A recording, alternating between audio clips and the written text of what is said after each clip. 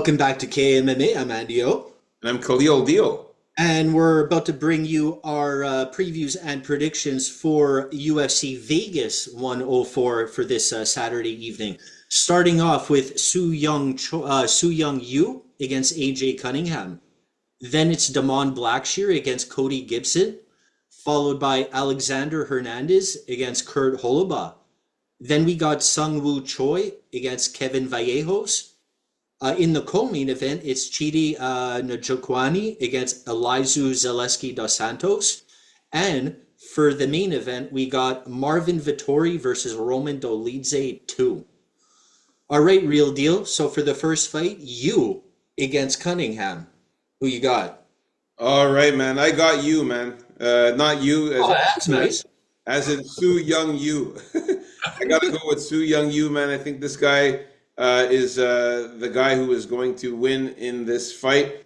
So first things first, we got to talk about Su Young Yu, aka Jiu-Jitsu. The reason why he's called Jiu-Jitsu is because his Jiu-Jitsu game is really, really good. And his striking's no good. No, he has some striking too, but the guy is very good at submissions, man. This guy, his ground game is really good. His wrestling is really good. Grappling is really good. He's known for that. You can see he's carrying two championship belts there in this photo, and that's because the guy has been really doing well prior to making his UFC debut. He was winning a lot of fights in the lower level events, especially in the road to UFC. He was beating guys there. Did a very good job in the first fight of the UFC against Birgang Gilaisi. He beat him by unanimous decision in that fight. This guy is a huge favorite for a reason, man. The guy is just relentless with the takedowns, relentless with the grappling. Agent Cunningham, he's going to be the taller guy. He's going to have a 4-inch height advantage. He's also going to have a significant 6-inch reach advantage. So he is going to be a lot bigger and taller than Su Young Yu. But the thing about AJ Cunningham is that he moves very slow in the cage. He's pretty decent at boxing, but he doesn't really have the greatest grappling or wrestling skills there. He does have a few submissions there, but it's against very, very lower level opponents. The guy has faced nobody of any substance in the LFA and in Fury. In the Contender Series, he did good against Steven Nguyen. But when he finally made it to the UFC, he looked really bad when he faced Ludovic Klein, where he got knocked out by that front body kick by Ludovic Klein. Ludovic Klein is very good. He's amazing. So, we won't really look that bad at AJ Cunningham for losing to Ludovic Klein, but it was his UFC debut. But he also lost in the Contender Series to Steven Nguyen, where he got knocked out pretty badly in that fight. So, I don't see AJ Cunningham really being a threat here. Yes, he's going to be the bigger guy and stuff, but his takedown defense is questionable. I think that Su Young Yu will be able to get him down on the ground with his relentless takedowns and use his jiu-jitsu skills to get a submission. I think it's pretty, he's going to outclass AJ Cunningham on the ground. And he does have some decent striking. He does have 3 knockouts, 5 submissions, 6 decisions. So he's very well-rounded. I like Su Young Yu to get the win here using his jiu-jitsu or yu-jitsu maybe get a submission or decision win here. Yeah, here, what Cunningham doesn't have, here's one of the fights where cardio is going to be an issue. This would be a closer fight, I think, if Cunningham had more cardio than to have none beyond the late first round. He's an aggressive grappler himself. His striking's not that good. I don't think Sung Yu's striking is that good either. So basically, when the fight gets to the ground, that's kind of where AJ Cunningham wants it. Let's say if he can get some top control with his size and bulk advantage. It's going to be very hard moving forward in the fight, though, and this is where I expect jiu-jitsu to take over more on the ground and maybe even find that sub late in the fight, maybe third round sub we're looking at for Sung Yu, or a decision, because that's when I think his ground game will take over, when AJ Cunningham starts losing some energy. And the fact that he's very wild on the feet, Cunningham could open himself up for a takedown and some dominating stuff from Sung Su Young Yu. So give me some Su Young Yu by late sub or decision. Yeah, I wasn't really impressed by AJ Cunningham at all. That fight against Ludovic Klein, yeah, I know it didn't really last very long because he got knocked out with that, that kick, that body kick in the late in the first round. But even against guys in the lower level events, man, he hasn't looked that great. Stephen Nguyen, like I said, managed to knock him out in the Dana White's Contender Series. He didn't look good there at all. So it seems like he gets knocked out pretty easily. Like you said, he gasses out, gets tired. So I think Jiu-Jitsu can use that to his advantage, his cardio, and maybe get a submission in the later rounds. Maybe even knock him out even. You never know. All right, so moving on up to the next fight here. We got Damon Blackshear against Cody Gibson. Yeah, here I'm going to be sticking with Damon Blackshear here. Uh, Damon Blackshear, though, he slipped a little for me because I think he finds ways to get knocked out, but he has great skills on the ground, better than Gibson's, and I think his cardio is a little better than Gibson's. Also, Gibson's seems to get tired.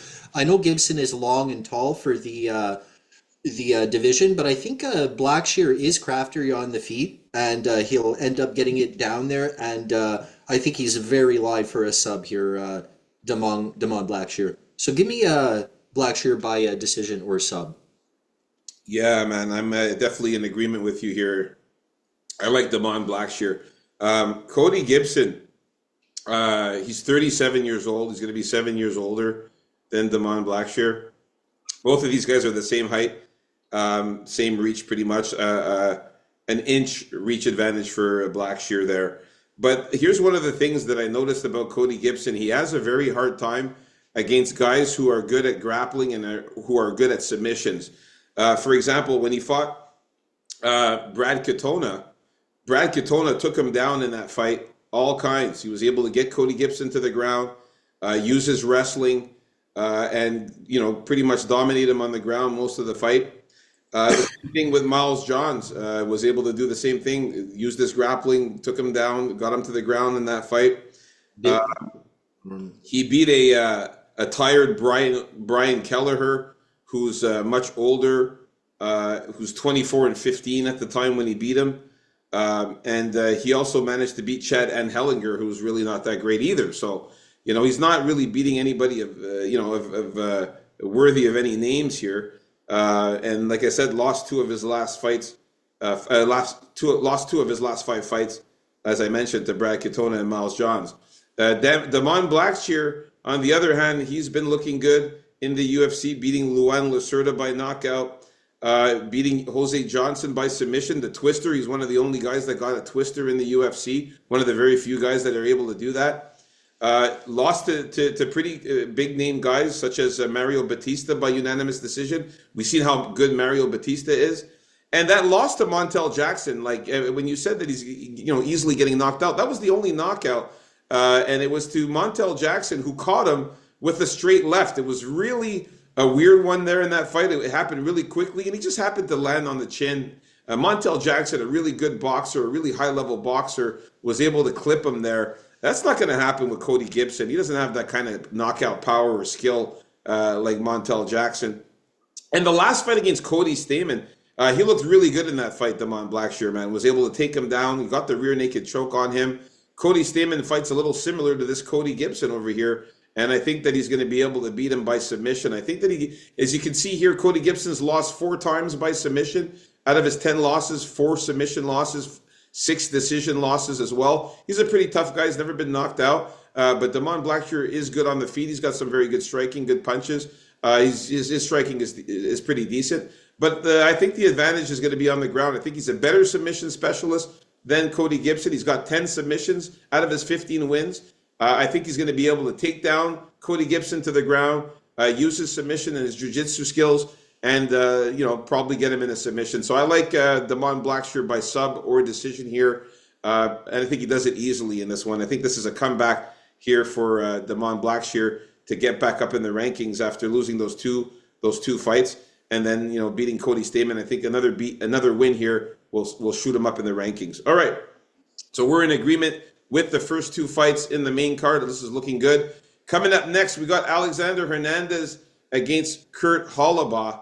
I'm glad that Alexander Hernandez changed his name because he used to be, what was it again? It used to be The Great. yeah, Alexander the Great. He changed it now to the Great Ape because Alexander the Great, he is not great at all. Okay, Alexander Hernandez is not great at all. Kurt Holobaugh is the pick for me. I like Kurt Holobaugh in this one. I think that this guy is a dog. Okay, now not just a dog in the betting. I mean a dog. He's like a fucking real dog, man. This guy goes out there and he fights for your money. He fights for his life. He puts his all out there. He's tough as can be. He's a real gangster, man, out there. Kurt Holobaugh. I like his forward pressure, constantly trying to knock your head off and take you down. He's got good submission skills, good BJJ. He's got good knockout power. As you can see, he's got 7 knockouts, 10 submissions out of his 21 wins. He's going to be the taller guy, also packing a 2-inch height advantage there. He's also going to have a 2-inch disadvantage, but that's kind of weird because Alexander Hernandez, even though he's a short guy, he does have long arms. But Kurt Holobaugh, man, he's a tough motherfucker, man. I know he's going to be 6 years older than Alexander, but Alexander Hernandez, he always finds ways to lose, man. The guy's lost 3 out of his last 5 fights, losing to Billy Quarantillo, where he got knocked out badly there, losing to Bill Algeo, that doesn't look well now. That Bill Algeo, I think he's even out of the UFC, Bill Algeo now, and losing a split decision to Damon Jackson. And then barely beating Austin Hubbard too. That was not a good look either for Alexander Hernandez. I think Kurt Holobaugh comes in there and just with his forward pressure and the way he fights, I think it's going to be too much for Alexander Hernandez. I think he's going to go out there and out-volume him, just out-muscle him and just, bully him around. I think he beats him up and wins by KO or submission, man. Yeah, I think this is probably a good fight for Alexander Hernandez to try to get back on track here. I think this is a fight where also cardio is going to play a role in this sense. Is that that's been one of Hernandez's weak points is his loss of cardio later in fights. And that happened more in the 145 weight class where he's moving back up to 155. I think he's better at 155. I think he's more technical as a striker than Holobaugh here. And Holobaugh is a good grappler, but I think Hernandez is going to be able to keep him off him. And his takedowns aren't that good. Like, he's going to try and put the hurt on you, but it's a lot harder if you just can't get the takedown when you have to get him. And he's a little too wild and unorthodox on the feet, I think, to compete with Alex Hernandez. So never really been the biggest Alex Hernandez fan myself, ever since he was humbled by Donald Cerrone, actually, after talking shit about him at that press conference a long time ago. But I got to take Hernandez here. I just think he's a better fighter than Holobaugh. I wouldn't mind seeing Holobaugh win, though, but I'm going to have to pick Hernandez here. I can't pick Hernandez, man, who's lost 3 fights in a row. Well, 3 Yeah, fights. 38, just too old, in your prime Hernandez still, so we're going to go with decision or knockout Hernandez. The only thing is that who's he beaten, man? Austin Hubbard and an old Jim Miller. I don't know. I just can't do it, man. I can't pick a better weight class for him. I don't know. Who has Holobaugh beaten at 38 years old? Yeah, you're right. I want to see that, actually, now that I mentioned. Good point. Who has he beaten? It's a good point. Here's some MMA math. It took Alex Hernandez to go to a split decision against Austin Hubbard, whereas Kurt Holobaugh submitted Austin Hubbard. There's some MMA math for you there. All right. So we disagreed on this one, unfortunately. Here, let's move on. Interesting fight, though. It's good matchmaking, I think. Absolutely. I think this is going to be a great fight. Next one here, we got Kevin Vallejos against Sung Woo Choi.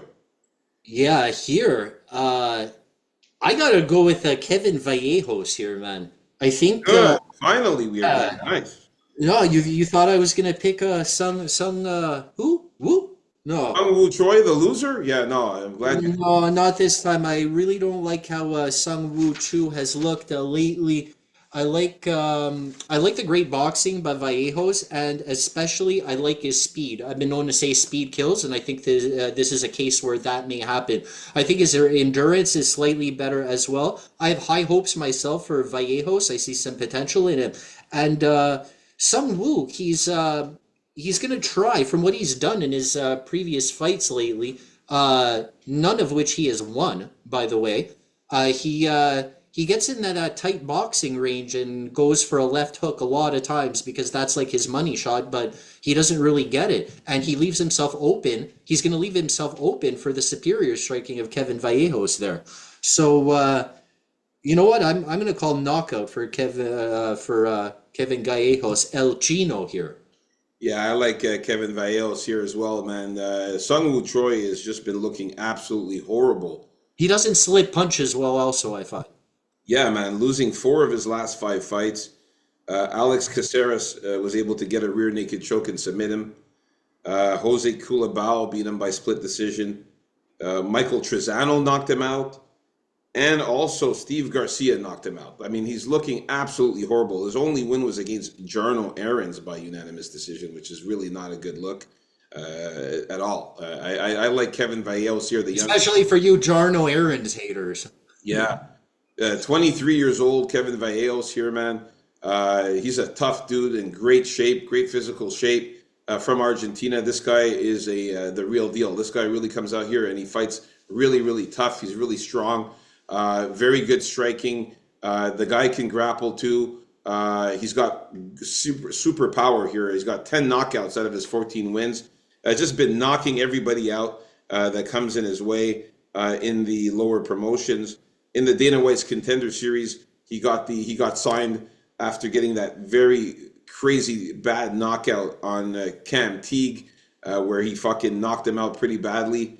So the power is there for Kevin Vallejos, and Sung Woo Choi is a guy who gets beaten up very easily. His face gets battered and bruised very easily. His face gets swollen very easily. You'll see him with a puffy eye and like bleeding and stuff, and his face gets fucking damaged very easily in fights. You know, also he's like a Muay Thai fighter, I believe. That's what he is trained in, and I don't see him fighting like that. It's weird. He's a weird guy, man. Can't trust him.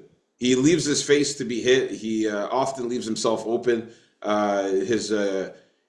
doesn't really have very good striking defense. He gets hit a lot, and I think that Kevin Vallejos here is going to be able to take advantage of that. I got him winning by knockout purely here. I think he just knocks him out. He's already lost 3 times by knockout, and like I said, Steve Garcia knocked him out pretty badly in that last fight. He flattened them there, so I can see him doing the same thing here. And Yeah, I predicted the end of Steve Garcia's knockout streak there, but it didn't happen. all right, so we're in agreement with this one here. Let's move on to the next fight here. We got Chitty Chitty Bang Bang against Elisu Zaleski dos Santos. I'm a little curious on your pick here. I am a Chitty Chitty Bang Bang fan. Actually, I really like him. The way he fights and stuff like that. He looks really. But you're also a wise man. I am also a wise man, exactly, and I am gonna pick Elisu Zaleski dos Santos because he's just better, man. He's got more ways to win. He's got the grappling. He's got the wrestling background there. He's very good on the ground. He also has knockout power. He's much more technical in his fights. And Chitty Bang Bang is he's just a guy that just uses his knockouts power. And he doesn't really have a ground game, really, Chitty Bang Bang. And when he gets taken down, he's like a fish out of water on the ground, man. And when you take him down, he stays on the ground. Doesn't really have much of a good get-up game. And this definitely doesn't have any submissions or jiu-jitsu. Well, he has one submission, but doesn't really have much of a jiu-jitsu background there. And his wrestling is not that great. He has knockout power and can box pretty well, though. So he has to make sure that this fight stays standing. And I don't think it will stay standing. Elisu Zaleski is very good at grappling and wrestling. I think he'll take him down several times in this fight. We've seen Chitty Bang Bang lose to guys who know how to wrestle, such as Gregory Rodriguez, was able to beat him by ground and pound when he took him down. Also, Albert Durayev, another guy who likes to wrestle and grapple. And also Michael Oleksiejczuk. Actually, that was more of a standing fight, but he still knocked him out. So Njokuani's been knocked out a few times, man. His last win was against Jared Gordon. by unanimous decision, and then before that, Rice McKee. So, I don't know if he's going to be able to beat a guy, a vet savvy guy like Elizeu Zaleski dos Santos. I just think he's better all around, better at everything than Chitty Bang Bang. And yeah, I'll take Elizeu all the way here to get the win by knockout or decision. How about you, Andio? Yeah, I've been looking for Chidi here to be on the downslide for a bit now, and I'm maintaining that. I think he's getting washed. I think while Lizu is the older guy, man, I think he's way more of a dog than him. I do think this is going to be a stand-up battle. Oleski might try a takedown in there somewhere. It probably wouldn't be a bad idea, but he has that kind of capoeira-ish style that I always really like, which has a lot of kicks involved, right? So that's how he's going to get in on this longer, much taller guy that looks for the knockout a little too much, I think, Chidi. Like you mentioned, he's out there to look for those knockouts, and he looks for it a little too much. And Zaleski, being the dog as he is, even if he's losing the fight in the third round, he's been shown to still be able to put people away in the third round, like he did his last fight, that we both thought he was losing that fight until he got the knockout in the third, I believe. Against Scrogan, yeah. That was it, eh? His last fight. Yeah. Yeah. And yeah, so Chidi, I think he's on his way out. Zaleski still wants to fight, man. He still has aspirations for a title, this guy, and he fought not that long ago. So yeah, give me just the dog, Zaleski, who has probably more cardio as well. So you check off that cardio box by knockout or decision. Zaleski's a guy there that he's a vet, man, 25-8. And the guy's beaten guys like Sean Strickland. People forget about that, man. He actually beat Sean Strickland a while back. He also beat guys like Benoit Saint Denis. Who's a fucking, how everybody knows how good Benoit Saint Denis is. Destroyed Saint Denis. He beat him by unanimous decision. He also beat Rinat Fakhretdinov. Actually, that fight ended up in a draw, but I thought it was a robbery. That he should have won that fight in that one. He was beating up Rinat Fakhretdinov in that fight. Weren't you on the Rinat side on that one? Yeah. No, I thought that Elizeu Zaleski won that fight. I might have been on Rinat's side. I'm not sure, but I did think that Elizeu won that fight, though. So he looked good against him too, So I mean, and Rinat's very good. I think he's better than Chidi, man. I just think he's going to be able to beat him. All right, so now we are at the main event of the evening. Guys, like and subscribe, please. Leave a comment for the algorithm. We appreciate that. We got Marvin Vettori against Roman Dolidze here, man. For this one here, I was really not sure about this one, actually. I was going back and forth. Roman Dolidze is kind of dangerous, though, man. The back and forth. He does have some power. He does have some good grappling too. He has some submissions. He's an all around good fighter. But Marvin Vettori, though, he's a special guy, man. The guy doesn't get finished. He's super fucking tough. As you can see, he's never been finished. All of his losses have come by decision. And he's just super tough, man, Marvin Vettori. He goes out there and he gives it his all. He fights like a fucking, he's got heart, man. And he's good at submissions. He's good at grappling. I'm going to go with Marvin Vettori here. Now, I don't have a fucking huge amount of confidence in this one because I think Roman Dolidze is still pretty dangerous. And he's also 14-3, Roman Dolidze, whereas Marvin is 19-7. Yeah, for a guy a little under the radar, it's, hey, these wins come from somewhere. No? 14. Yeah, but the thing is, Roman Dolidze hasn't really fought, really quality fighters. I mean, he knocked out Kevin Holland in his last fight. Who hasn't knocked out Kevin Holland? True. Beating Anthony Smith, nothing great there.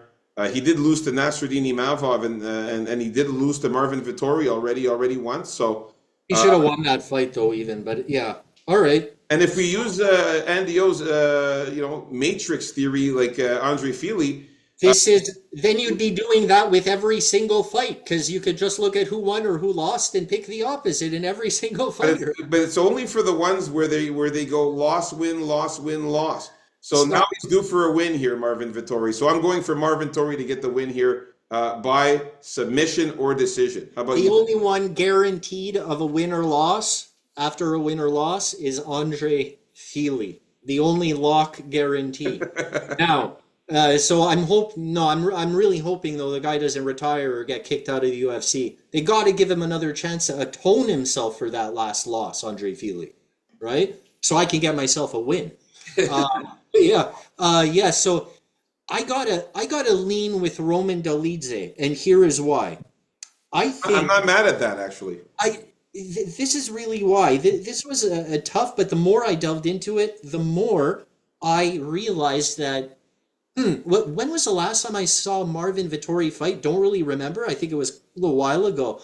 But not only that, why don't I remember? Because the guy has always fought the exact same way since his career started.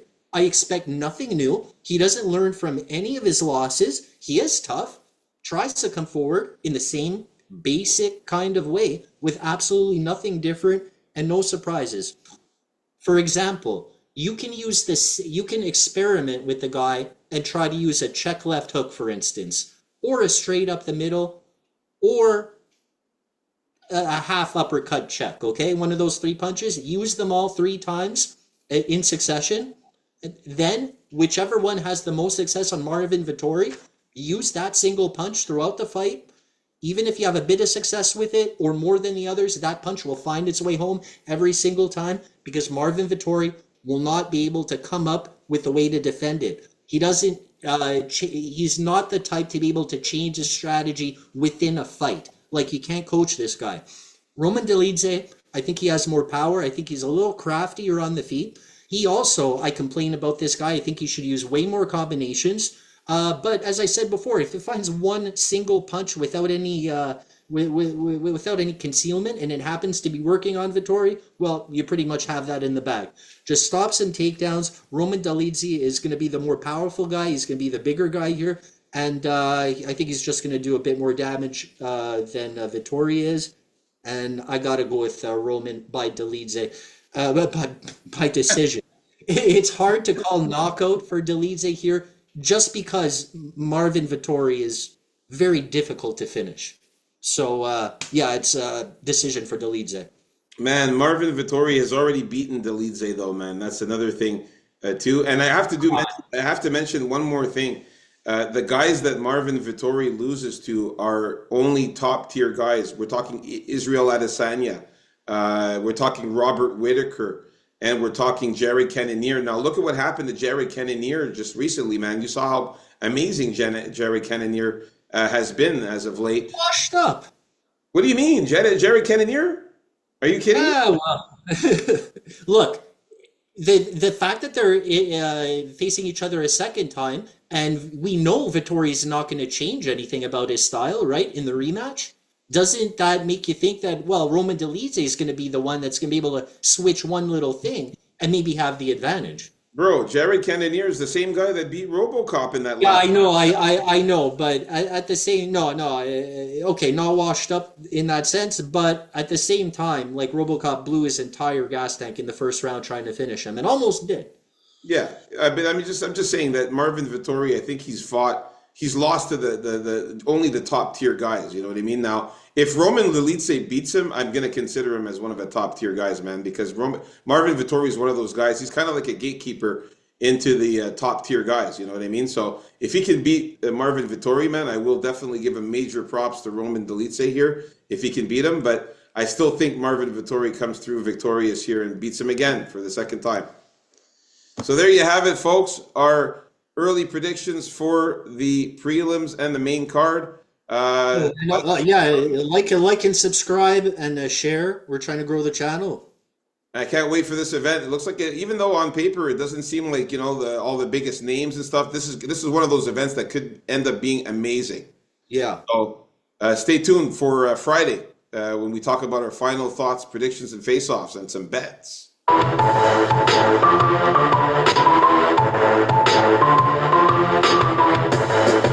Peace out, folks. KAMMA. Smash that like button. Subscribe.